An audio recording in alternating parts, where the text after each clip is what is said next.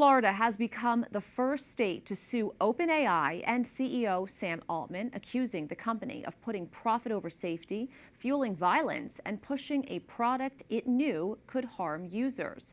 It comes after the release of Pope Leo XIV's encyclical on artificial intelligence, Magnificent Humanity, just last week.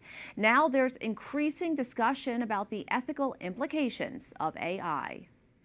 We are joined by Devan Patel of the Rainey Center for Public Policy and president of Crux Advisory Group. Devan, great to have you with us. Thank you for having me.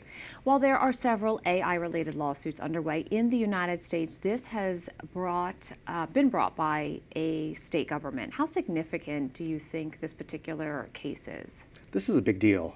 Florida just yesterday filed this complaint against OpenAI and Sam Altman personally in a civil claim.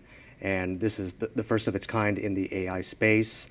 This has taken the playbook out of big tobacco and big pharma, and now being applied to big tech in a way that hasn't been done before. And so it'll be interesting to see how things develop and how OpenAI responds.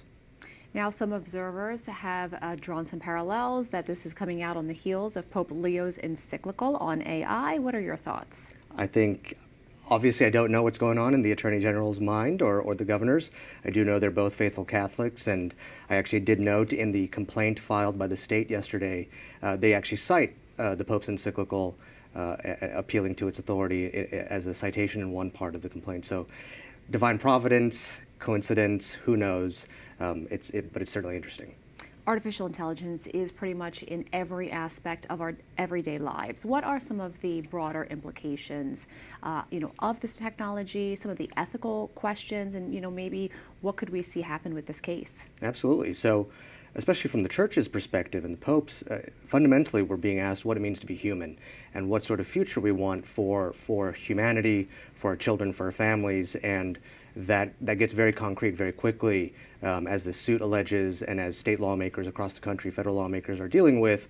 Unfortunately, very quickly, these issues specifically around children who are harming themselves, harming others, unfortunately committing suicide, using these chatbots to take drugs, and so on. And so there's a very real concrete issue here on what sort of future we want for our children and how we want new technology to be interacting with our families, our societies, and our communities.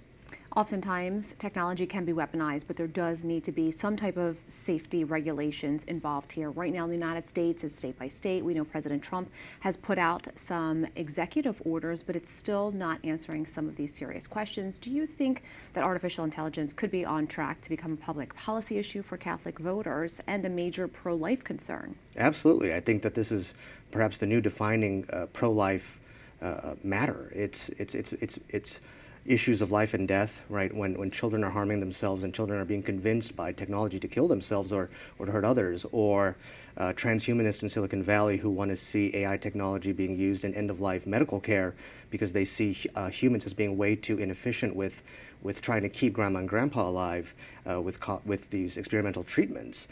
This is very much a pro-life issue in so many different ways. Devan Patel, thank you so much. Thank you.